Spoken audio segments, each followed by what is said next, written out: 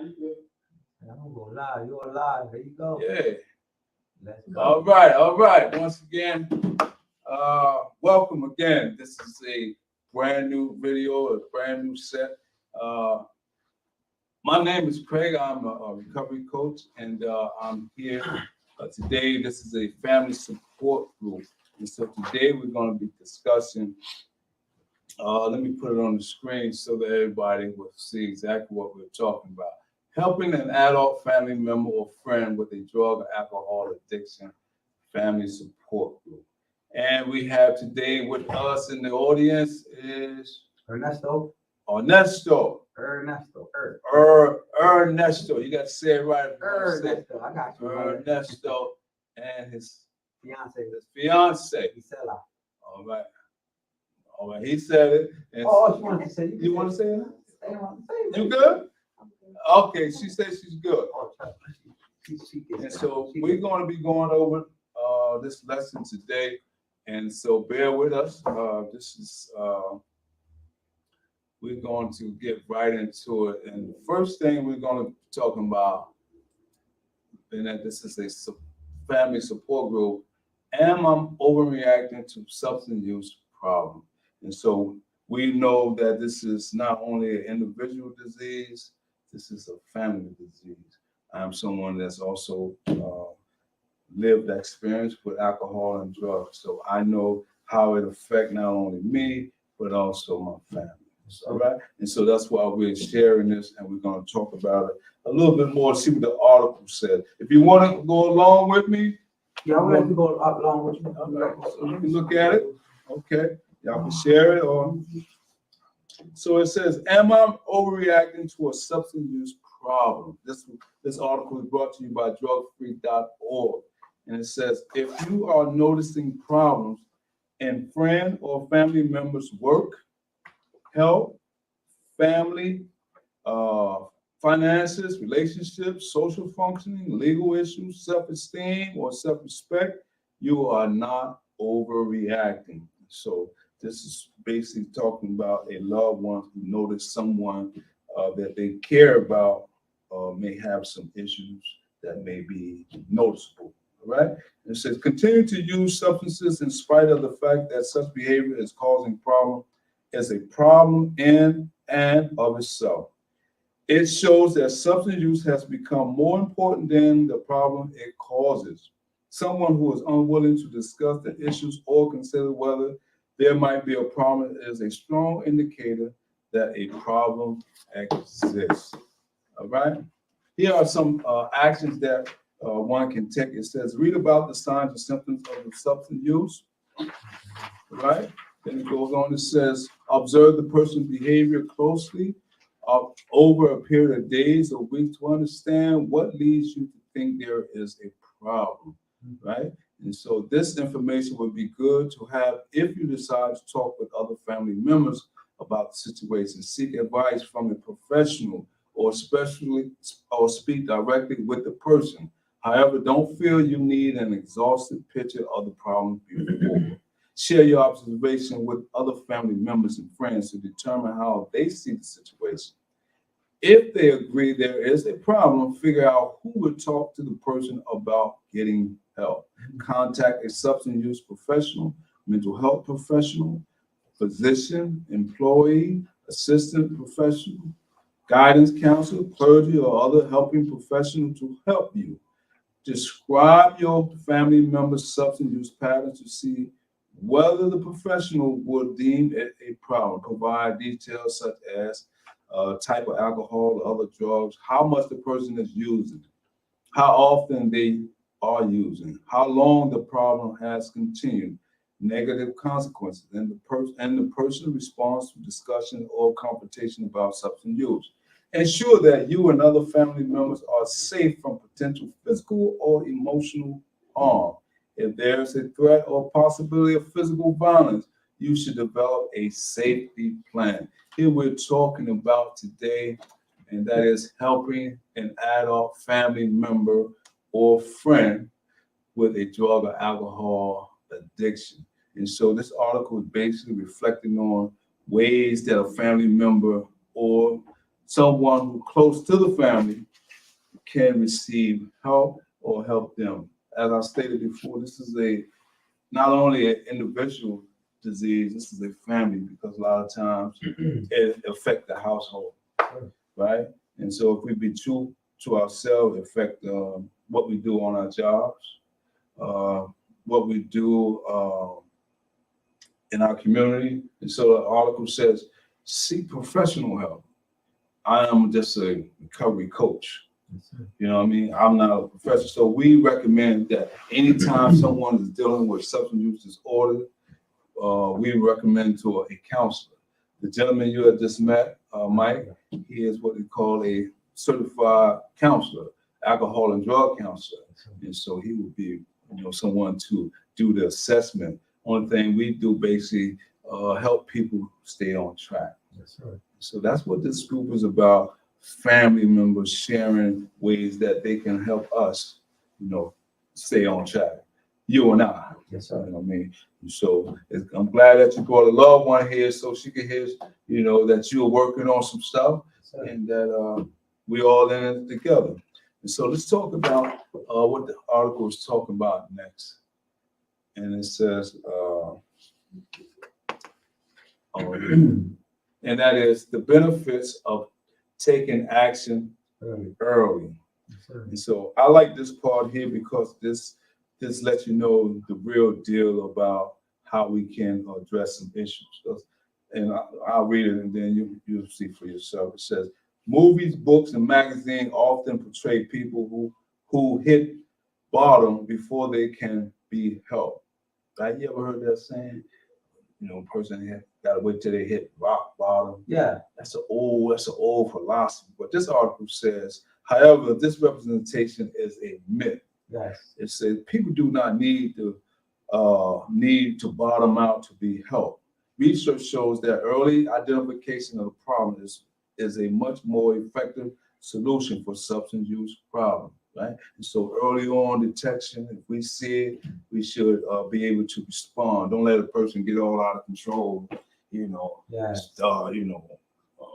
stealing in the house or stealing, whatever a person may do just to get the drug or, do all these other crazy behaviors.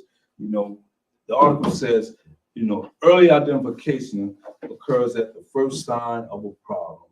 A lot of times I remember when I started getting high and my mom, she was like, boy, are you smoking reefer? That's the old term. I'm telling my age, are you smoking marijuana? And I used to say, nah, I just be in denial. No, I'm all right. No, I'm smoking reefer, so I'm lying now. So these are things that family members may pick up on. And so we're saying to all family members who may be watching this, identification can be done through a healthcare professional screening. All right. It says employer, assistant, professional, or family member. What happens after the screening deepens on the result of the test, or depends on the results of the test. Some people can learn to cut back, while some need further assessment and possible treatment. In general, all people are better equipped to work on recovery if their substance use problem is discovered and confronted early on, right? So we can be more effective if we discover it and do something about it early on, right? It said, treatment in the early stages of a substance use disorder is likely to be less intense, less disruptive, and cause less anxiety. All right, so let's go on to the next one, and that is how to raise the subject when it comes to confronting a loved one. How we, because a lot of times we may have someone that we may be fearful to confront, because they might be very disruptive. What do you mean you talking? You accusing me of something? And so we're gonna learn some ways how we can raise the subject more smoothly, right? So the article says, people often worry that initiating a discussion with the person with the problem will lead him or her to take drastic steps. They might make a scene in front of other family members, right? So embarrassing them, I guess. Move out of the house, drop out of school, use more excessively, try to hide their problem or retaliate against them or other family members. However, you might find the conversation to be a wonderfully productive experience. Perhaps the person simply hasn't noticed behavioral change or doesn't realize that his or her substance use was or is causing a problem. And without change, the problem may become so severe that the same drastic outcome can be solved. And so some people may not, they might not even realize that they're causing a problem or that they have a problem in themselves. Unless somebody, but the article also let us know, don't do it in front of people. A lot of times people feel uncomfortable, like, you showing me up, they might have a lady friend, you do it in the house, oh, you get high, and now they like, hold up, man, I ain't feeling this, So they might want to go use more. It says following a few guidelines can help you have a discussion. So this article, that's why I like sharing these type of articles. Excuse me if I mess your name up, Ernesto. Ernesto. Well, I'm gonna get it one day. Okay. Bear with me. Bear with me. Yes, sir. Now, so it says following a few guidelines will help you have a discussion. So we want to have a good, open, honest discussion. And so I'm gonna read some of these because I think it's important. It says, don't bring up the subject when the person is under the influence of alcohol or drug. When people are inebriated, they are less able to understand logic and are more likely to be impatient, dismissive, angry, and blameful. Some people have poor impulse control and may act irrationally or violently if the subject is brought up while he or she is under the influence. And so I know I was one of those persons who had poor impulsive control. And so I used to didn't know how to control my emotions. I wasn't a person who would just think things out. I probably would respond negatively, especially when, like the article says, don't approach somebody while they're under the influence, because now I'm on the mind-altering substance. So now I'm looking at everything, as an attack mode. You trying to attack me, or you're trying to do this to me or whatever. But now that I'm sober, somebody can approach me and give me some information. I definitely may perceive it or receive it more openly. I remember I was in a therapeutic program, and we used to call it, we used to do what we call EG, encounter group, where we all used to sit in a group. And so I may call another guy out to address his behavior. And so what the counselor will have us do is that the person who's sitting in one chair, they have to sit in separate. And that means you put your hands on your lap. I forgot we was live, So, but anyway, we used to put our hands on our lap, and somebody will give me the information, so I must be able to receive the information. And this, at the time, I didn't understand what it means to, not to be more confrontational, but be open-minded to the information. And so a lot of times, if a person is like this, that means they closed off. They ain't ready to receive the information. But if a person's, is being adherent to what the person's information, and they don't react and respond, then you may be able to get to them. But they say that tactic there is outdated. They don't use it no more because a lot of times, you get to a person much better than being so aggressive. Because a lot of times they get real out of hand. You like, and the person like, hold up, man, I'm a grown man, you talking. And so, have you ever been to a program on the street? Yeah, I did NH. You mean NH, like NH? Not a third like a long term. I did IOP for 90 days, if you're talking about that. 90 days? Yeah, I did. That's your longest? That's like outpatient. Yes, sir. What about inpatient? 8 patient, I did, I just left rehab back in July, I completed it. Okay, how I many? did it 3 times, I did it 4 times, but I only completed it once. Okay, and how was the one that you completed? How long was that? That was a 28-day, 28? very minimal, yeah. Cool. And you still doing continuum care? Yes, now I'm doing the IOP. Yeah, you just shared that, and so that's good. You see, you know, a lot of people, and you told me, you know, you come here voluntarily or you go to groups Everything's voluntarily. volunteer, and I also do volunteer groups Yeah, on my days that I don't do the mandated ones, which is not mandated by court, no, that's mandated by the man above. all right, amen. I received that, and I'm so happy for you because that let me know, and I'm not, like I And said, my I'm not probation a officer. huh? And my probation officer. Nah. Man, you scared me, man. But no, it's go to say that, man, that the coping skills is really working, you know, because you wouldn't be so willingly and eager to receive the information Yes, sir. and participate. You know what I mean? Yes, sir. Because a lot of people, you know, when they hear the information while they in a residential treatment program, yeah, you know, what they call it, go along, just get along. You know what I mean? But once they get out, back out to the races. Yes, sir. You know what I mean? Yeah, So it's a lot of that.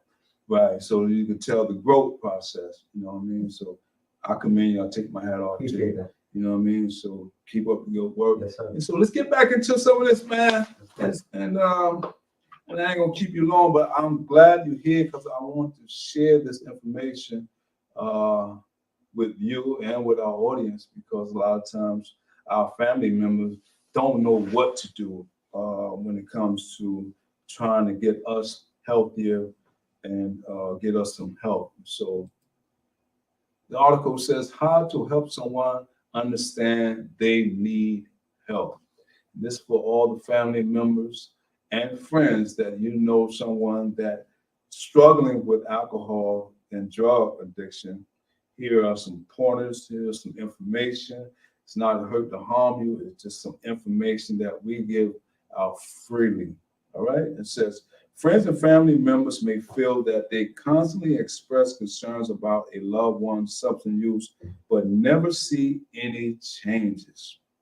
You may have reached this point after weeks or months of giving lectures, making threats, ignoring behaviors, accepting promises of change, giving second chances, or imposing consequences, right?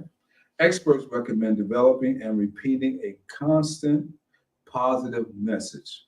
We care about you and we want you to get help. Let me read that again. So it's a positive message must be, we care about you and we want you to get help.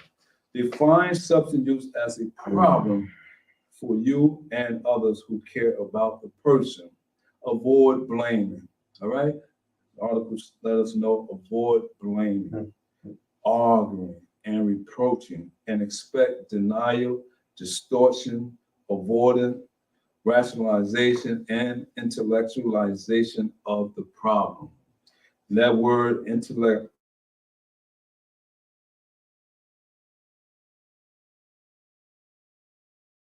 we would say, man, you were doing so good when you was in the program. You know, we had went away and we were trying to, well, Mike was trying to encourage him, man, stay where you at, you know, don't come back to the old neighborhood. And so he came back anyway. And so, so we were trying to encourage him, get some more help, you know, try it again. Okay, you fell off your bike. Okay, let's get back on, let's get some more help. And so he was giving us all these intellectualization of the problem. You know, he know that he need the problem, but he feel that right now he don't need the problem. But we can see different signs that he need more help. So that he's one of those person who tried to intellectualization of the problem. Nah, I'm good. You know, I know all the science about, you know, drug and alcohol. So if you know all the science about drug and alcohol, well, that's another story. But we're here to talk about the do's and don'ts. And so that's the last part that we're going to talk about, and we're going to wrap it up. Yes, sir. Okay? And say do's and don'ts. As you continue to try to talk to the person in need of help, please remember these important details. Number one, don't try to talk when either one of you is under the influence. So if I'm under the influence, I should be trying to talk to or get somebody help who's also under the influence, because that's like blind leading the blind, right? It say do protect yourself and others around you from physical harm. Be mindful of that. Another do call police if there is violence, right? And the last one is do set limits that will protect your home, finances, and relationship, and stick to those limits, right? And so I like to leave on this note that we must set boundaries, not only for our loved ones, but also for ourselves, because a lot of times when we break those boundaries, we give in to the limits that we set. And so we have to be strict on ourselves. Even in our recovery, we have to have boundaries. People, places, and things, those boundaries have to be in place. And so for that note, thank you for watching.